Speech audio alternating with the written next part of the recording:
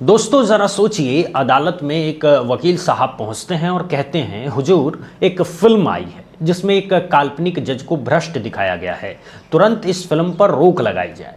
अब वकील साहब को ये उम्मीद रही होगी कि उनकी बात सुनकर के अदालत झट से कहेगी हाँ हाँ फिल्म बंद करनी है। लेकिन अदालत ने जो कहा उसे सुनकर वकील साहब के तो पसीने छूट गए होंगे और देश के हर उस इंसान के दिल में एक उम्मीद जग गई जो ये सोचता है कि बड़ी कुर्सियों पर बैठे लोगों को आलोचना सुनने की आदत डालनी चाहिए। मद्रास हाई कोर्ट के दो जजों ने भरी अदालत में बिल्कुल साफ साफ कह दिया, न्यायपालिका में भ्रष्टाचार है और जजों को पवित्र गाय यानी होली काऊ समझने की कोई ज़रूरत नहीं है। जी हाँ, यही कहा उन्होंने। और इतना ही नहीं, उन्होंने वो भी कह दिया जो आम तौर पर इस देश में कोई जज इतनी खुलेआम नहीं कहता है।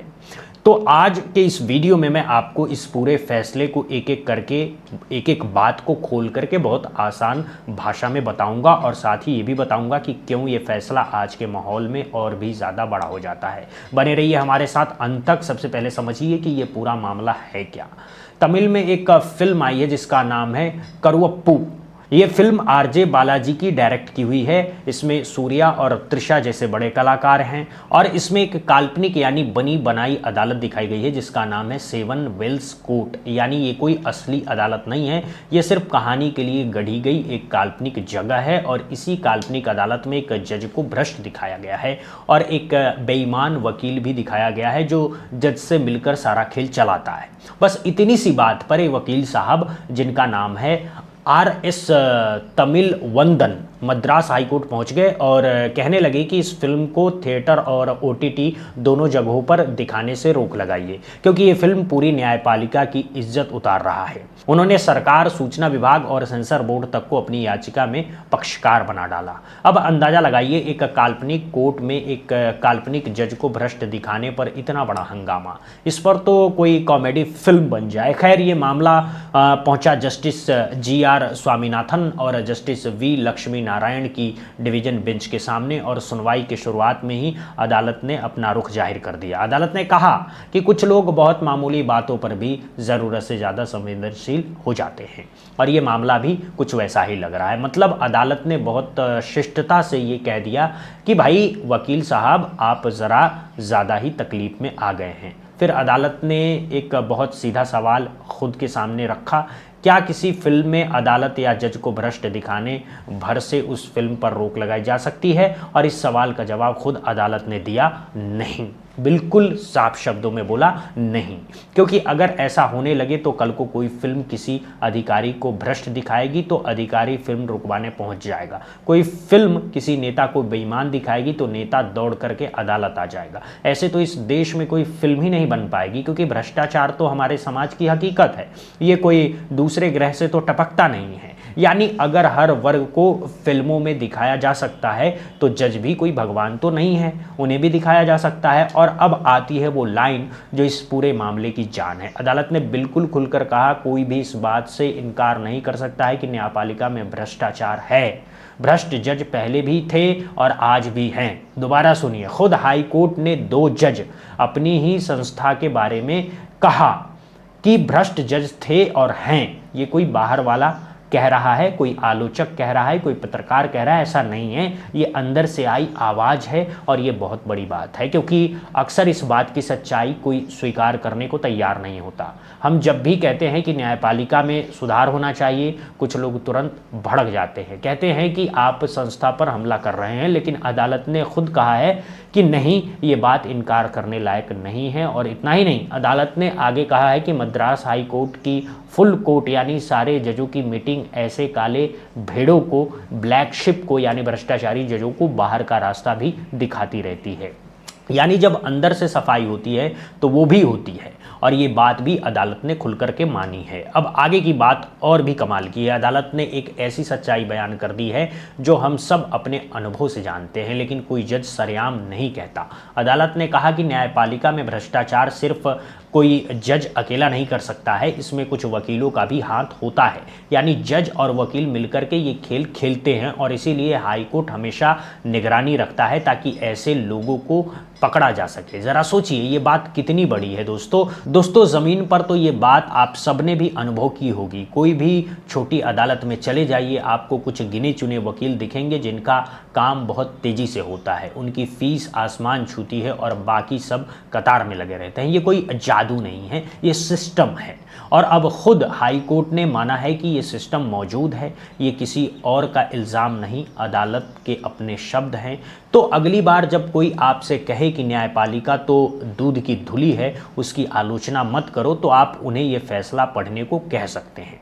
अदालत ने इसके बाद 1997 के एक पुराने सुप्रीम कोर्ट के फैसले का भी हवाला दिया जिसमें कहा गया था कि भ्रष्टाचार की कैंसर जैसी कोशिकाएं न्यायपालिका की नसों में घुसती जा रही है और संविधान के अनुच्छेद 235 के तहत न्यायपालिका को खुद अपनी सफाई करनी चाहिए। यानी ये कोई नई बात नहीं है, इस पर पहले भी अदालतें बोल चुकी है, बस इस बार 2 जजों ने ज़रा खुलकर के बोल दिया है। अब इस फैसले का दूसरा बड़ा हिस्सा है अभिव्यक्ति की आज़ादी, यानी बोलने, लिखने, दिखाने का हक। अदालत ने कहा कि कलाकार को अपनी बात अपने तरीके से कहने की पूरी आज़ादी है और इसे रचनात्मक लाइसेंस यानी कि क्रिएटिव लिबर्टी कहा जाता है। उन्होंने ये भी कहा कि अगर कोई डॉक्यूमेंट्री हो या कोई असली घटनाओं पर आधारित प्रस्तुति हो तो उस पर कड़े मानक लगाए जा सकते हैं, लेकिन एक फिल्म जो कि एक कहानी है उसे एक अलग नज़र से देखना चाहिए। तमिल सिनेमा में तो ये परंपरा रही है कि एक हीरो अकेला 12 विलेन को धूल चटा देता है, तो जब हम वो स्वीकार कर लेते हैं तो एक फिल्म में अगर एक जगह भ्रष्ट दिखा दिया है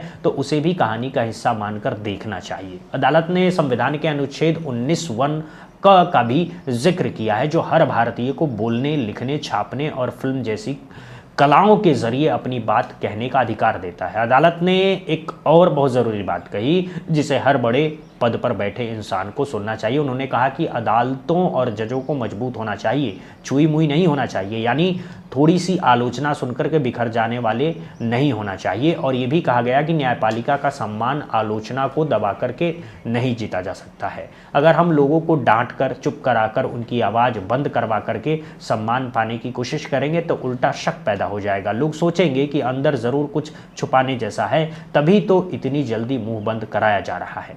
और ये बात सिर्फ अदालतों के लिए नहीं है, ये बात हर उस संस्था के लिए है जो बड़ी कुर्सी पर बैठी है, चाहे वो सरकार हो, मीडिया हो या कोई और हो। आलोचना से डरना कमजोरी की निशानी है, ताकत की नहीं है। दोस्तों, अदालत ने यह भी कहा कि सिनेमा को कंटेम्प्ट यानी अदालत की अवमानना के पैमाने पर नापते वक्त किसी अति संवेदनशील व्यक्ति के नज़रिए से नहीं देखा जाएगा, यानी किसी ऐसे इंसान के नज़रिए से नहीं देखा जाएगा जिसे हर बात पर बुरा लग जाता है।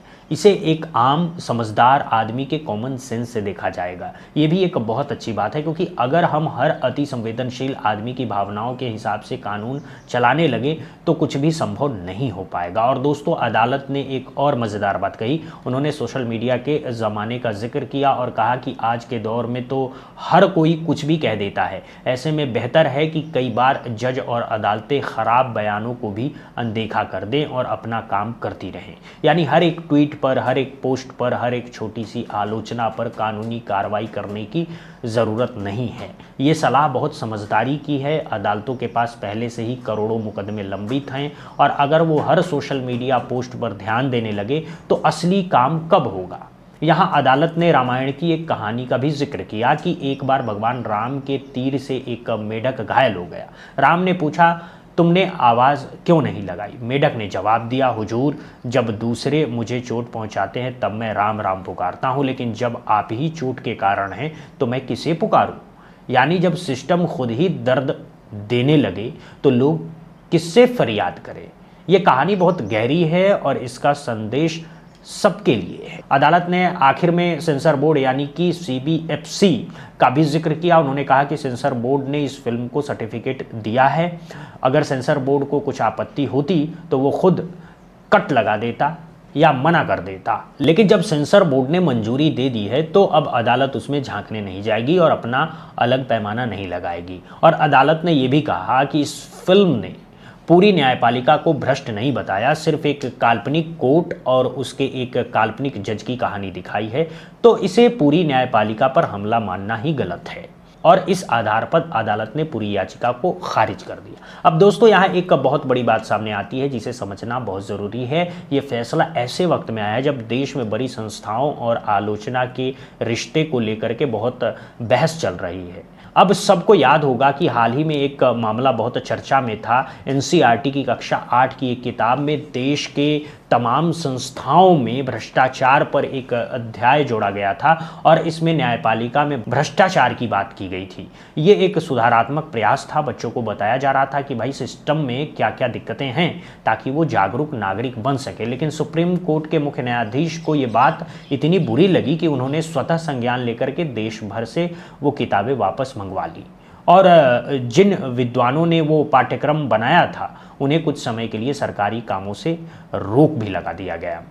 हालांकि बाद में वो रोक हटा दी गई। यानी एक तरफ कोई हाई कोर्ट कह रहा है कि न्यायपालिका में भ्रष्टाचार है, ये सच है, इसे स्वीकारिए और सुधारिए, और दूसरी तरफ देश की सबसे बड़ी अदालत के मुखिया एक स्कूल की किताब से वही सच निकलवा देते हैं। आप ही बताइए इसमें संगति कहाँ है। और इसी क्रम में याद कीजिए मुख्य न्यायाधीश की एक और टिप्पणी जो हाल में बहुत वायरल हुई थी, जिसमें उन्होंने कुछ बेरोजगार लोगों की तुलना कॉकरोच और परजीवी से कर डाली थी, ये कहते हुए कि कुछ लोग कुछ कर नहीं पाते तो मीडिया, सोशल मीडिया या आरटीआई एक्टिविस्ट बनकर सिस्टम पर हमला करते हैं। बाद में उन्होंने सफाई दी कि उनका इशारा फर्जी डिग्री वालों की तरफ था, युवाओं की तरफ नहीं था। लेकिन जो बात निकल गई थी वो निकल गई थी और लाखों युवाओं को अपनी तरफ इशारा लगा। उनकी टिप्पणियों के जवाब में देश भर में कॉकरोच जनता पार्टी जैसे व्यंग्यात्मक आंदोलन तक खड़े हो गए। तो आप देखिए, एक तरफ ये नज़रिया है कि सवाल पूछने वालों को कॉकरोच कह दो, किताब से अध्याय हटवा दो, फिल्म पर रोक लगवा दो, और दूसरी तरफ मद्रास हाईकोर्ट का ये नज़रिया है कि नहीं भाई, अदालतें मजबूत हैं, इन्हें छुई मुई बनने की ज़रूरत नहीं है, आलोचना सुनिए और बेहतर बनिए। मैं कहना चाहूँगा कि ये कोई किसी एक व्यक्ति के खिलाफ बात नहीं है, ये दो अलग अलग सोच की बात है। एक सोच कहती है कि सम्मान डर से मिलता है, इसीलिए सवाल उठाने वालों को चुप करा दो, और दूसरी सोच कहती है कि सम्मान भरोसे से मिलता है और भरोसा तब बनता है जब आप अपनी कमजोरियां स्वीकार करते हैं और उन्हें सुधारते हैं। आप खुद सोचिए इन दोनों में से कौन सी चीज़ ज़्यादा सही है। एक छोटा सा उदाहरण लीजिए, अगर आपका बेटा गलती करता है तो आप क्या उसकी गलती छुपाएंगे या उसे सुधारने में मदद करेंगे? असली प्यार सुधारने में होता है, छुपाने में नहीं। यही बात संस्थाओं पर भी लागू होती है। हम न्यायपालिका से प्यार करते हैं, इसीलिए उसे और बेहतर देखना चाहते हैं। और दोस्तों, जब ज़मीनी हकीकत की बात करते हैं, जो हम सबने अनुभव भी किया है, कोई भी छोटी अदालत में जाइए, आप देखेंगे कि जज से कुछ ही फीट की दूरी पर बैठे कई कर्मचारी मुकदमे की तारीख लगाने तक के लिए खुलेआम लेन देन में लगे रहते हैं। दोनों पक्षों से, हाँ, दोनों पक्षों से छोटी छोटी रकम मांगी जाती है, मानो तारीख कोई खेत से उगा करके ला रहा हो, और जज साहब उसी अदालत में बैठे होते हैं और कई बार उन्हें ये सब दिखाई ही नहीं देता या शायद देखना ही नहीं चाहते। ये कोई एक दो लोगों की बात नहीं है, ये एक पूरा पैटर्न है जिसका अनुभव लाखों आम भारतीयों ने किया है। कई बार तो लगता है कि न्याय की देवी की आंखों पर बंधी पट्टी उतारकर जजों की आंखों पर लगाई गई है। और मद्रास हाई कोर्ट के इन दो जजों ने जो कहा है वो ठीक इसी चीज़ को ठीक करने की दिशा में एक बहुत बड़ा कदम है। उन्होंने माना है कि भ्रष्टाचार है और ये मानना है कि इसमें वकीलों का भी हाथ है। अब अगर मानने तक पहुंच गए तो सुधार की उम्मीद भी बन सकती है। तो दोस्तों, अगर मैं इस पूरी बात को आपके सामने एक जगह समेट दूं तो तस्वीर ये बनती है कि मद्रास हाई कोर्ट के दो जजों ने एक काल्पनिक फिल्म पर रोक लगाने की याचिका को खारिज करते हुए कुछ बहुत हिम्मती और बहुत ज़रूरी बातें कही। पहली, न्यायपालिका में भ्रष्टाचार है, इस सच को अब छुपाया नहीं जा सकता। दूसरी, जजों को पवित्र गाय समझने की ज़रूरत नहीं है, उन्हें आलोचना से ऊपर मानना गलत है। तीसरा, जजों के साथ साथ कुछ वकील भी इस भ्रष्टाचार में शामिल हैं, ये सिर्फ अकेले जज का खेल नहीं है। चौथी, कलाकारों को अपनी बात कहने की पूरी आज़ादी है, फिल्मों को असली डॉक्यूमेंट्री से अलग देखना चाहिए। पांचवी, संस्थाओं को छुई मुई नहीं, मजबूत होना चाहिए, और सम्मान आलोचना दबाकर नहीं, उसे सुनकर मिलता है। और छठी, सबसे ज़रूरी बात, डराने से शक पैदा होता है, भरोसा नहीं। ये 6 बातें भारत की हर बड़ी संस्था के लिए सबक है, सिर्फ अदालतों के लिए नहीं। अब इस पूरे फैसले पर आपकी क्या राय है? क्या आपने भी कभी ज़मीनी अदालतों में वो सब देखा है जिसकी बात मैंने की है? और आप क्या मानते हैं, सम्मान डरा करके मिलना चाहिए या भरोसा जीत करके? हमें कमेंट बॉक्स में ज़रूर बताइएगा और अपनी बात बेधड़क रखिएगा, क्योंकि अब तो खुद हाई कोर्ट ने कह दिया है कि आलोचना ज़रूरी है। अगर आपको ये पूरी बात पसंद आई हो तो वीडियो को लाइक कीजिए, अपने उन सब दोस्तों, रिश्तेदारों और जानने वालों के साथ शेयर कीजिए तो अदालतों के चक्कर लगा लगा के परेशान हो चुके हैं, ताकि उन्हें भी पता चले कि अब इस सच को बोलने वाली आवाज़ें अदालत के अंदर से भी उठ रही है। और अगर आप हमारे चैनल पर पहली बार आए हैं तो सभी लोग सब्सक्राइब कर लीजिए और बेल आइकन ज़रूर दबाइए, क्योंकि हम बिना किसी डर के, बिना किसी राजनीति दल के दबाव में आए, बिना किसी दबाव में आए, सीधी और सच्ची बात आप तक पहुंचाते रहेंगे। मिलते हैं अगली खबर के साथ, तब तक के लिए नमस्कार। सोचते रहिए, सवाल पूछते रहिए और जुड़े रहिए बुद्धा इंस्पायर्ड के साथ। जय हिंद, जय भारत।